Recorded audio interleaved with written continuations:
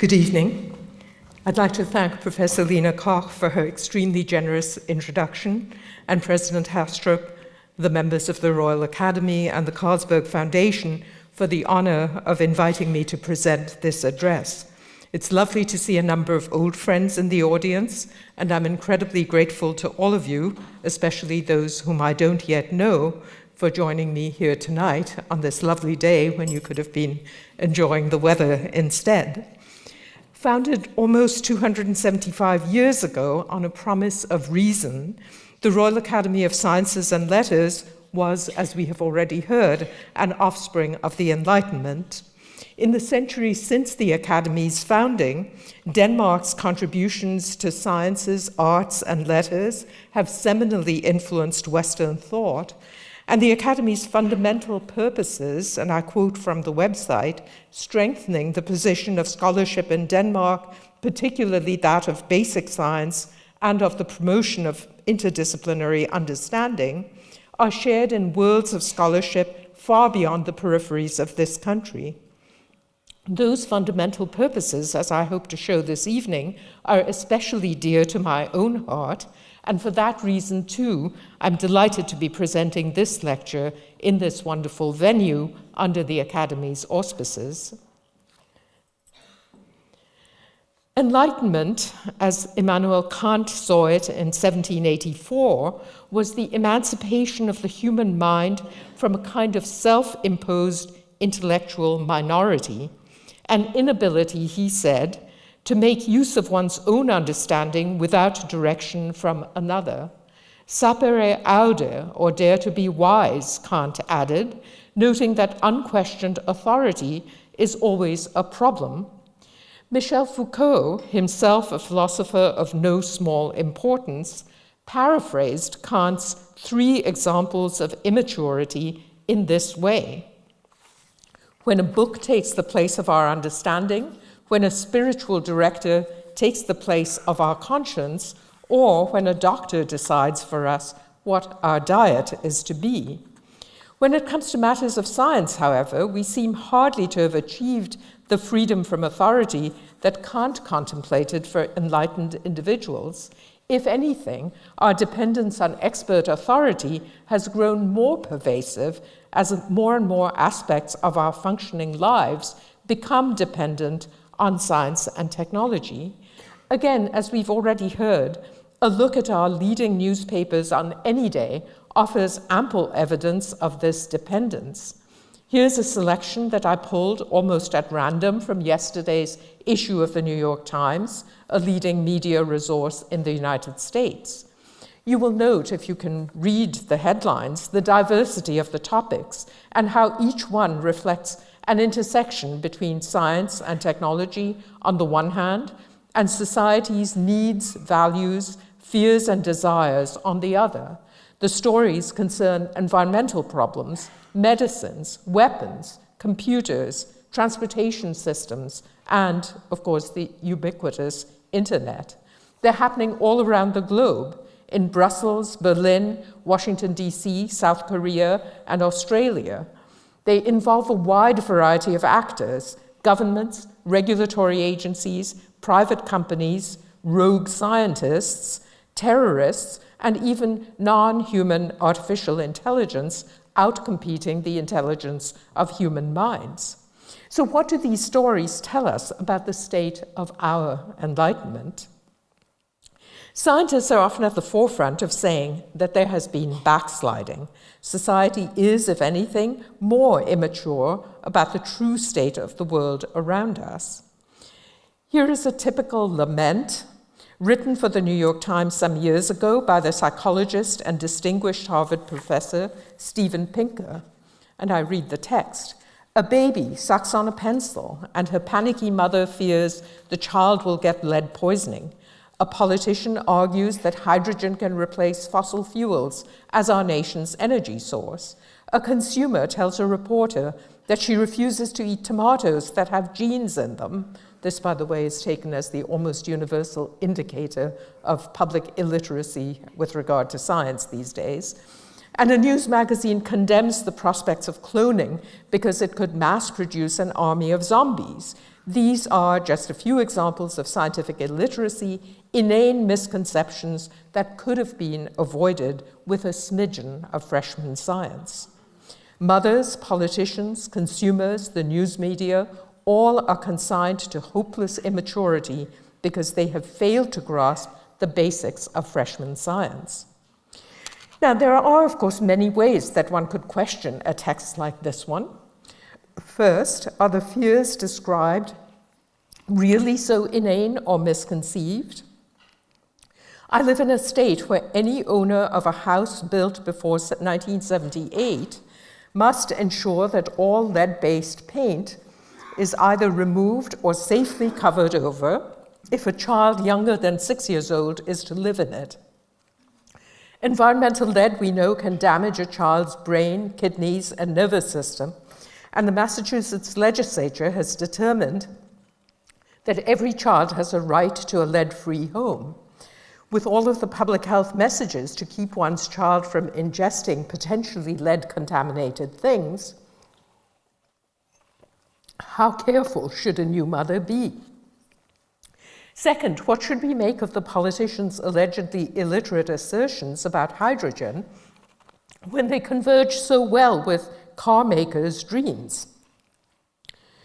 Large companies like Toyota have long been investing in developing hydrogen fuel cell vehicles. Hydrogen is plentiful and will not, so far as we know now, change the climate or harm the environment. It's a very live element in the imaginary of the human transition to a future not dominated by fossil fuels. Third, all tomatoes may have genes, but the industry-backed campaign to disallow labeling of genetically modified foods in America have only fed long-standing suspicion of the products of industrial agriculture and the science that supports their claimed safety. Lastly, the purported news magazine story on cloned zombies tracks the plotline of Aldous Huxley's Brave New World, a novel that bioethicists have accepted as a prescient invitation to think harder about society's values before tinkering with our genetic heritage.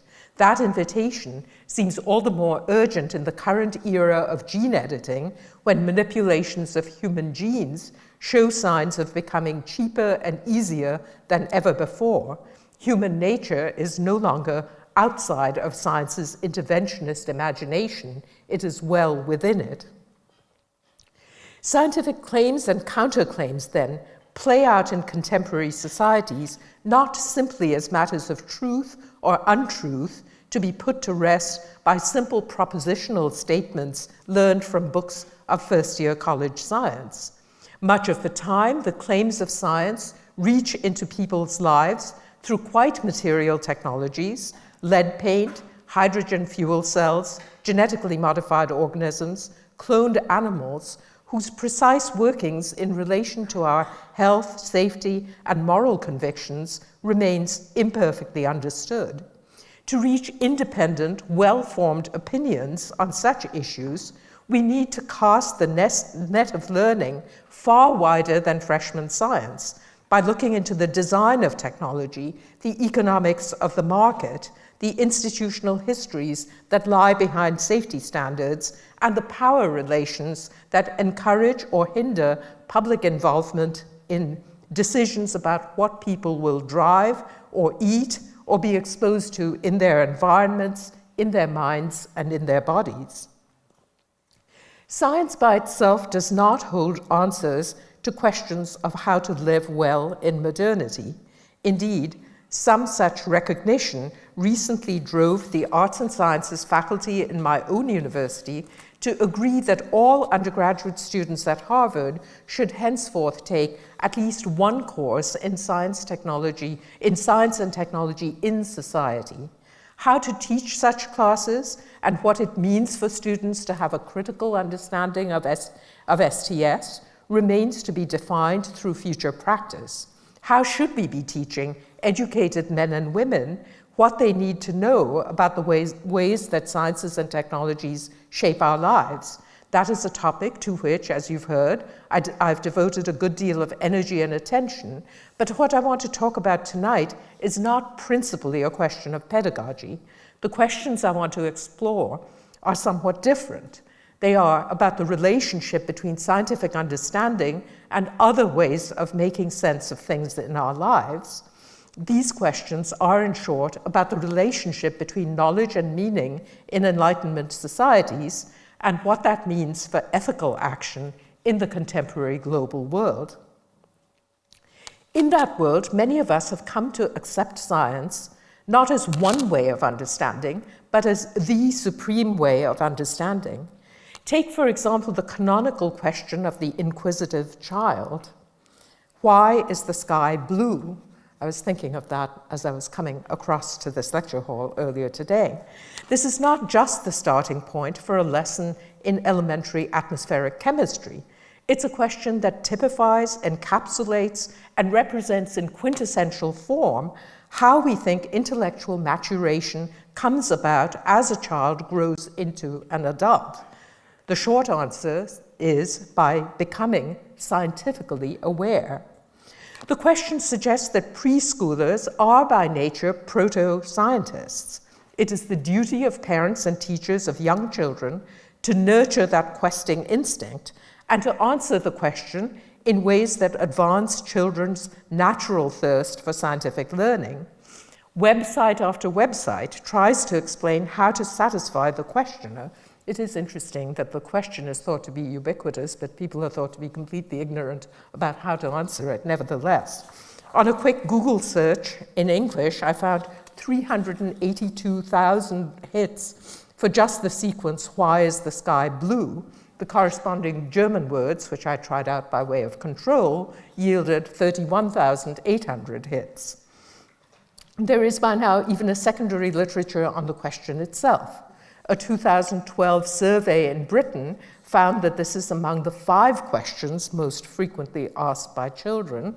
I looked in vain for the methodology, couldn't find it. Along with, why is the moon sometimes out during the day? Will we ever discover aliens? How much does the Earth weigh? And how do airplanes stay up? Interestingly, all the questions relate in one way or another to the sky, so central it is to our earthly existence. The website of the US space agency, NASA, offers one presumably authoritative answer to the blue sky question, illustrated with cartoons suitable for the youthful reader. Sunlight reaches the Earth's atmosphere and is scattered in all directions by all the gases and particles in the air. Blue light is scattered in all directions by the tiny molecules of air in Earth's atmosphere. Blue is scattered more than other colors because it travels as shorter, smaller waves. This is why we see a blue sky most of the time. But this focus on the physics of blueness directs us away from a host of other sky questions that people have asked throughout the ages, and to which answers have been given in many forms in many cultures. Where does the sky end? What happens where a rainbow touches the earth, or at the moments when the sun rises and sets? What meaning does blueness have for us, and what words have we invented to speak of it? Powder blue, pale blue, sky blue, blue-gray, azure, indigo, sapphire, cerulean. Will it matter, and how, if a permanent haze of pollution overcasts the sky, or if geoengineers manage the sky to mitigate climate change? An article in MIT's Technology Review tells us that listening to logical arguments and careful descriptions of how solar radiation management, SRM, might be carried out, it's just possible to start believing that intentionally adjusting the climate wouldn't be an extreme action. But this is Technology Review published by MIT, and they add, but it would. It would create a different planet. Even the color of the sky would be whiter. The disjunction between how we know and what knowledge means for us, how episteme connects to affect, has been a concern of philosophy and art for as long as we have been thinking beings. It was one of the central preoccupations of the Austrian novelist Robert Musil's great unfinished masterpiece, The Man Without Qualities. Musil's life reflected many of the crises and convulsions of the European 20th century. He was born in 1880, the only son of a difficult marriage between an engineer father and a pianist mother. Trained as an engineer and a minor inventor in his own right, Musil eventually did graduate work in psychology and philosophy before turning to a full-time career as writer. Married to a Jewish woman, he left Vienna for neutral Switzerland when the Nazis took over Austria. He died suddenly, his book still unfinished, in exile in Geneva at the age of 61. The principal character in Musil's novel is the mathematician Ulrich, a dry, detached thinker who seems unable to bridge the gulf between his creator's own preoccupation with precision and soul, or Genauigkeit und Seele. In one passage, Ulrich speculates on the nature of water as both a historical and a cultural object, and a thing that can be understood through science. I want to quote this passage at length, not only because it illustrates Musil's style of contrasting the claims of art and science throughout his masterwork, but because it serves as a springboard for querying our own situation almost 100 years after 1924, when Musil first began writing The Man Without Qualities. Ulrich begins with art.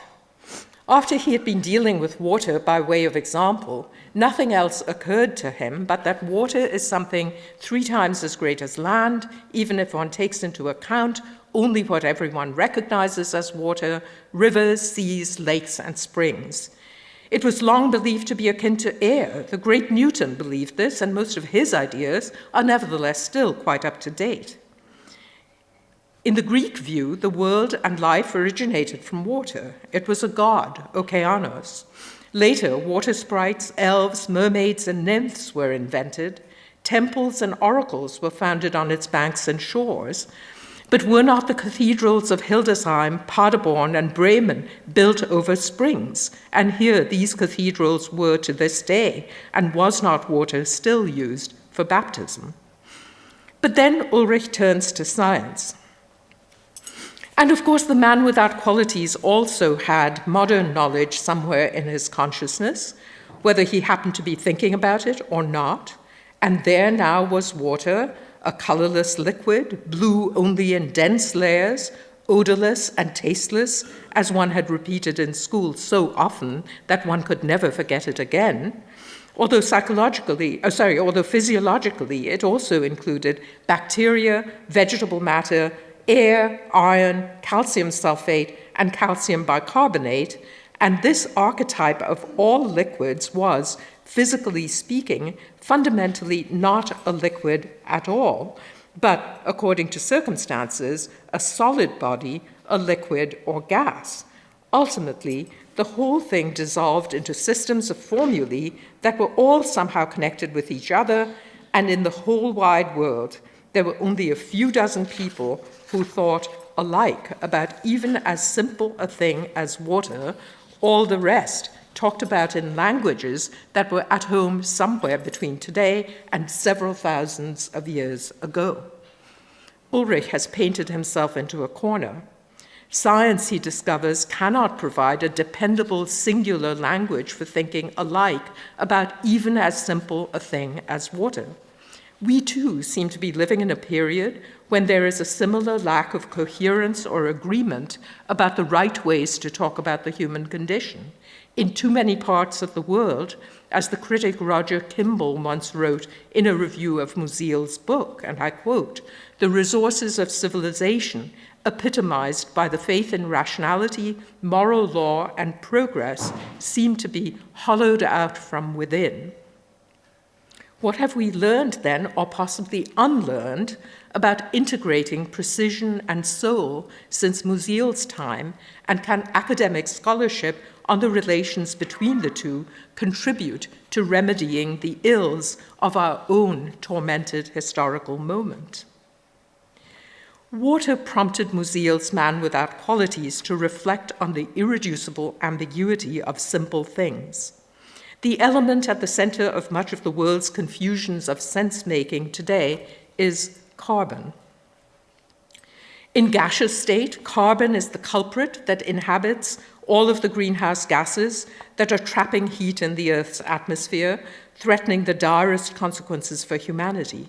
Frightened, taking our cues from the books of science, we are asking politicians and policymakers to react, to save us by curbing the emissions of our everyday activities or by managing their heat-trapping ways through other ingenious technological means.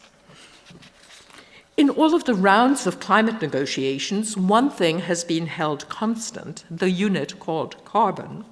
It has become the basis of an entire market in which the oddest of bedfellows now find themselves engaged in trading carbon futures, as if, to take an example discussed by my colleague Donald Mackenzie in Edinburgh, a combined heat and power plant in Edinburgh and a refrigerant plant in Cuzhou City in China's Zhejiang province are doing one and the same thing. By the same token, the per capita allocation of carbon I consumed in my flight from Boston to Copenhagen can be set as equal to the corresponding weight of emissions from small wood-burning cook stoves used by pavement dwellers in New Delhi. Clever calculations are being done every day to estimate just how many air miles are equivalent to how many hours of cook stove use.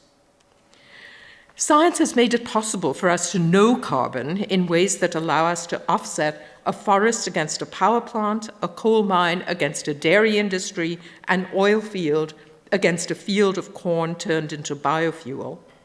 Yet these calculations overlook the meanings that human beings attach to carbon, not simply as a marketable commodity, though we hardly value graphite the same way that we do diamonds, but also by the historical and social meanings created through our ways of living with this most versatile element.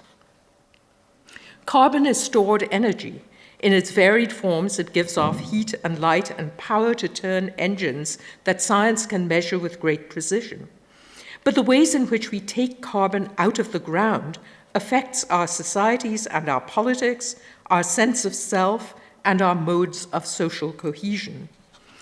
The political scientist Timothy Mitchell has argued that the very forms of democracy practiced in the West changed with the transition from coal to oil starting in the mid-20th century, creating new orders of what he called carbon democracy. Coal miners concentrated in the areas where coal seams run deep underground, skilled in the extraction and transport of an essential commodity, could exert a kind of political pressure that dissipated with the advent of fluid oil, Mitchell argues. The free-flowing energy source, oil, more easily transported than coal, divorced the politics of production from the politics of consumption. Pipelines replaced railroads as means of transportation. Labor's power to disrupt supplies weakened. Instead, oil became the focus of imperial geopolitical ambitions that controlled global supply and demand to facilitate a dollarized economy and increase US dominance in global affairs. Now, one need not buy Mitchell's entire argument to see that there are indeed ties between the inanimate form of carbon that societies use to meet their energy needs and the forms of social organization that grow up around them. Small wonder, then, that President Obama's efforts to abate US carbon emissions through stricter regulation of coal has met with vigorous opposition in areas where coal mining is still a political force. I mean, note that the kind of democracy that Mitchell celebrates in Carbon Democracy is the kind of democracy we love to hate when it's about Democrats and Republicans in US presidential elections. It's one of those kinds of ironies and paradoxes of our world. The imagination of the Obama administration is attuned to the urgency of climate change, quite properly so, and the need for the United States to play an internationally leading role. Understandably, policy has turned to charts like this one.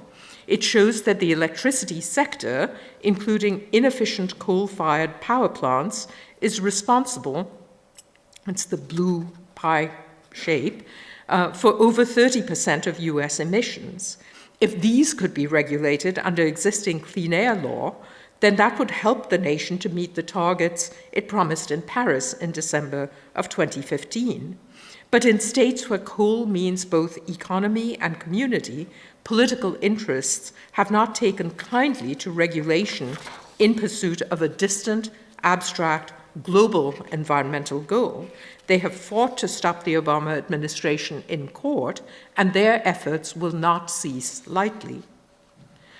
By the same token, attempts to extract natural gas through hydrofracking, a method of pumping water and chemicals underground at high pressure to drive shale gas up to the surface, are generating their own complex alignments and associations.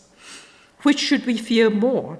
Energy dependence on imported oil from unstable political regimes, or tremors below ground that may signal a bigger earthquake just around the corner, and polluted water that flashes into flame at the kitchen sink? Images like this one from the Daily Mail have proved incredibly powerful in mobilizing opposition to fracking, even if some have questioned their authenticity. Science figures prominently on both sides of the argument, but decisions, when they come, will be driven by who gets to control the narrative of extraction. Earlier this month, for instance, Donald Trump announced that he was the candidate who could overturn Democratic Governor Andrew Cuomo's declared ban on fracking in New York and thus win the state in November's election. Billionaires think big, but the small can assert themselves through infrastructures other than pipelines through which energy also flows. With the right kind of slingshot, David can beat Goliath. The residents of Dryden, a tiny community of fewer than 2,000 people in poor but scenic upstate New York, close to the city of Ithaca, where I spent 20 years of my own career at Cornell University, use the mundane device of a local zoning law to block local fracking. Dryden's lawyers persuaded the state courts that federal law does not preempt local police powers to protect residents' health. The Norse Energy Corps' bid to sell cheap gas to national consumers fell victim to the local narrative of citizens who, in the words of an Ithaca College environmental scientist, opposed a technology that, quote, turns the earth inside out. Goliaths abound in the global world, and they're no longer limited to big and powerful nation states. Last year, shortly before the Paris climate negotiations, Bill Gates, the richest man in the world, lined up multi-billion-dollar pledges from investors prepared to speed up technological innovation to achieve a carbon-free future. Gates, a self-described impatient optimist, recently laid out his views in a wide-ranging interview with the environmental journalist and blogger Andrew Revkin. He foresees a future in which energy breakthroughs will happen on many fronts: wind, solar chemical, and nuclear. Here, the technology historian is minded to recall the promise of Lewis Strauss, first chairman of the US Atomic Energy Commission some 60 years ago, that, and I quote, "It is not too much to expect that our children will enjoy in their homes electrical energy too cheap to meter." But recalling the failed promises of technology is an old story in history. It doesn't tell us much about the perils or the ethics of building humankind's common future. How do the rich imagine how other people should live in that still beckoning future of clean and cheap energy? The text is entrancing as a commentary on modernity. Bill Gates takes for granted that India is a paradigmatic case, though he seems to mean that it is the hardest nut to crack rather than a model for anything else. He smiles at the irony of saying only 1.4 billion people. Clearly, the smile implies such numbers alone call for the moonshots that he is proposing. The needs of the country are clear too. There is an India problem, and it goes like this. So they have to electrify. That's why children don't die. They need to be able to refrigerate their food and heat and cool. And if you're foolish enough to think you can solve problems of that order of magnitude, if you think today's technology solves the India problem with no price premium, no reliability problem, then great. Go to India, and it's a capitalistic market there. Go ahead and do that. But the crux of the American entrepreneur's ethical imagination is buried between those segments. It's in these words. And so, if you think you have a solution that doesn't slow down India improving the lives of their people to be almost as good as what we take for granted, to repeat, almost as good as what we take for granted. In this imagination, the only path of progress is the one that has already been charted by those who hold the purse strings, the innovators and the capitalists. Those who depend on their largesse can aspire only to approximate the goals set by those who have been more fortunate. History is linear, unambiguous, and always charting a course of progress. There will be an unavoidable gap between the haves and the have-nots, the leaders and the followers, the rich and those who wait for crumbs from their well-laden tables in a trickle-down of the technological fruits of global capitalism. Last January, the London Review of Books published a posthumous essay by the late political scientist Benedict Anderson on his approach to comparison. It was annoyance, Anderson describes, that partly propelled him down the path that led to his famous work, Imagined Communities, and much later to Under Three Flags, his book on anarchism. Teaching at an American university, it happened to be Cornell, Anderson could not help noticing that the extension of political science to comparative politics tended to proceed, consciously or unconsciously, on the basis of the US example. One measured how far other countries were progressing in approximating America's liberty, respect for law, economic development, democracy, etc. We know today that technology itself is politics by other means, and by extension, that the imaginaries of inventors operate as a kind of applied political theory. In imagining what kinds of technologies are possible and should be developed, inventors and entrepreneurs necessarily also project societies in which those technologies will be desired, purchased, and incorporated into lived lives.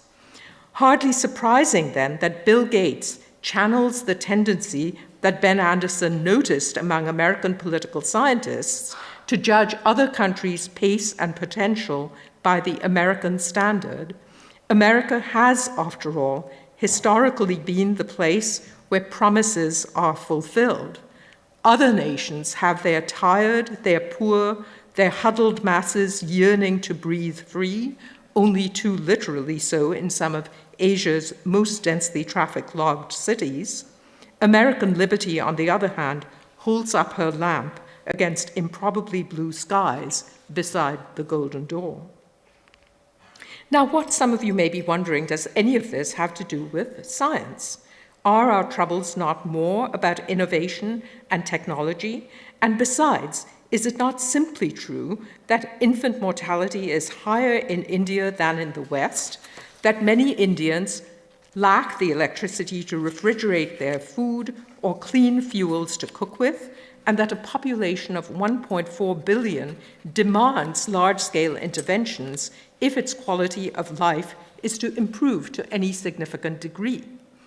Conceding much of this, still, the India problem, as conceived by a billionaire philanthropist through the potent scientific lens of the climate problem, raises questions about the ways in which problems do and do not present themselves when modern science and technology set the terms of the policy discourse. The first question concerns the we on whose behalf Bill Gates seems to be speaking when he says what we take for granted. Ben Anderson found theories of American exceptionalism troubling because of America's unwillingness to admit the darker side of the American dream. And he said such embarrassing things as the very high murder rate in the US, its hugely disproportionate black prison population, persistent illiteracy, and significant levels of political corruption. Those problems, of course, have existed for decades, along with critics of the problems, as stains on American democracy. But overarching all those specific issues today is the profound economic inequality that Thomas Piketty in France and Paul Krugman in America cite as a barrier to genuinely progressive societies. All the data suggest that the wealth of the top 1%, or even the 1/10 of 1%, has risen astronomically as compared with flat growth for the lowest 90%. Graphs like this one are now circulating widely in the media.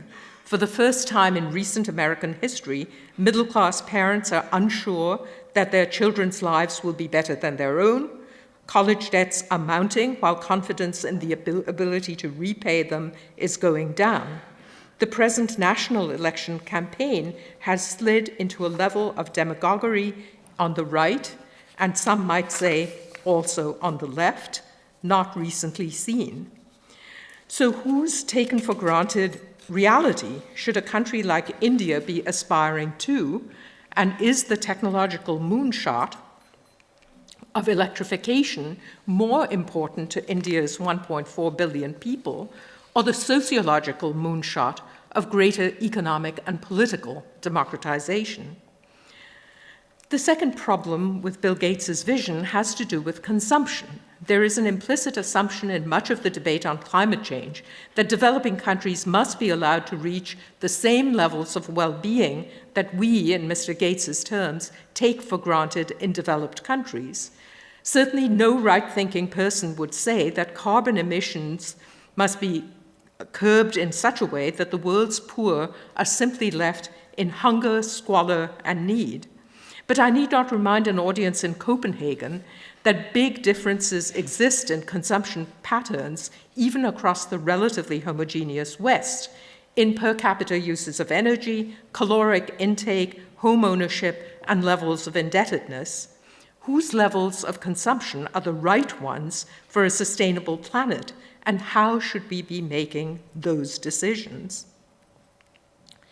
Decades ago, the economist E.F. Schumacher advocated for a much less resource-intensive approach to living in his book, Small is Beautiful.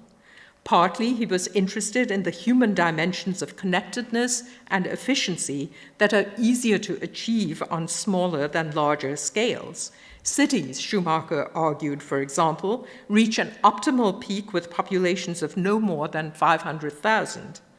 But he advocated as well a sweeping rethinking in the field of economics, away from the basic assumption that growth is good, to more of an emphasis on what happens to people in the process of making better economies. Schumacher called this Buddhist economics, evoking the idea of a right livelihood in Buddhism's eightfold path to spiritual attainment. Long before today's investment craze for renewable energy sources, he argued that economists should not overlook the differences between non-renewable fuels like coal and oil on the one hand, and renewable fuels like wood and water power on the other. Small is beautiful became a rallying cry for advocates of all kinds of alternative lifestyles, but Schumacher's critique of the commitment to consumption in neoclassical economics remains independently relevant to debates about sustainable development. A third problem with the moonshot approach to solving inequality problems in the contemporary era goes to the heart of the problem of sense-making and to the challenges of contemporary scholarship. My workplace is a university. Wherever I look around me, the big construction projects, the fundraising appeals, the largest donations seem to center on science and engineering. The humanities, we hear, are waning, demand is decreasing, the number of positions being cut back. At Harvard, a basic computer science class is now among the most popular courses with undergraduates. All this suggests that the only innovations worth sponsoring come about through increased scientific understanding, enhanced by applications to technology, and orchestrated from the top down as projects of big science or big capital. Yet the history of the 20th century would seem to suggest a different lesson. Military technologies have devastated our world and still threaten to do so. On the other hand, some of the most liberating innovations have been those that came from below, and like Schumacher's Buddhist economics, put the good of people ahead of the production of material goods. Nonviolence was surely one of the great political inventions of the 20th century, handed down as a legacy from Gandhi to Martin Luther King and Nelson Mandela. Similarly, in the sphere of economics, the invention of microcredit, tellingly rewarded with the Nobel Peace Prize and not the Prize for Economics, is an innovation that is liberating people without unduly stressing the resources of the earth. What these innovations have in common is an assumption they make about human beings. Unlike the quotation I shared with you earlier from Steven Pinker, many of the leading social innovators of our era credit people with genuine maturity, the capacity to think for themselves. That was the dream of the Kantian Enlightenment. One can run through the names of these innovators and attach them to their core assumptions about people and societies. Gandhi believed in people's political competence to recognize who their leaders should be. King saw in his constituencies the civic competence to dream of a new social order. Yunus attributed economic capacity even to the very poor. J.K. Rowling saw in her young readership an unlimited scope for playful imagining. Tim Berners-Lee, the innovator of the World Wide Web, had faith in people's desire to collaborate, and Mark Zuckerberg, who made social media a part of our everyday vocabulary, believed in unleashing the global power of something called friendship. I do not mean to set all these innovations nor their creators on a par. Some gave their lives for their beliefs, and the ideals they strove for are far from won. Others made a great deal of money and are among today's most influential capitalists. In the case of social media, too, the verdict is not yet in. Are we more distracted, more superficial, more loosely connected to our immediate physical and political communities than ever before, while we enjoy incessant and often frivolous chatter on the internet? It remains to be seen. I do want to suggest, though, that there are other ways to imagine ways forward for humanity than putting science first, along with science's ever more impressive orbits of material technologies. Indeed, to make wise and good uses of those powers over nature which we will surely never want to relinquish, we may need to find power that is locked up elsewhere in the hearts, minds, and souls of ordinary people, in their imaginations, and in their everyday creativity. Let me end, as I began then, with the Enlightenment. Perhaps the most famous words associated with Immanuel Kant are the ones his friends chose to put on his tombstone. Two things fill the mind with ever-increasing wonder and awe: the more often and the more intensely the mind of thought is drawn to them, the starry heavens above me and the moral law within me. I've suggested this evening that the moral instincts we share as human beings, together with our sense of awe and wonder, and indeed our aesthetic sensibility for our own and nature's capabilities, need cultivation as much as our capacity to make nature behave as we instruct it. The multiplicity of meanings we attach to things emerges in this light as a source of salvation, not confusion, as it possibly was to Musil's Ulrich, reflecting on the nature of water. Our task as academics and as citizens is to make sure that we do not lose our appreciation for those things that make lives kinder, gentler, and more beautiful in our sometimes headlong rush for moonshots to meet grand challenges. I hope that many of you in this audience will see the need to nurture the path of right livelihood, as Schumacher termed it. This is what I hope to do in my own remaining career as teacher and intellectual, in pursuit of what, as you've already heard, I have often called the technologies of humility. Thank you all again for listening.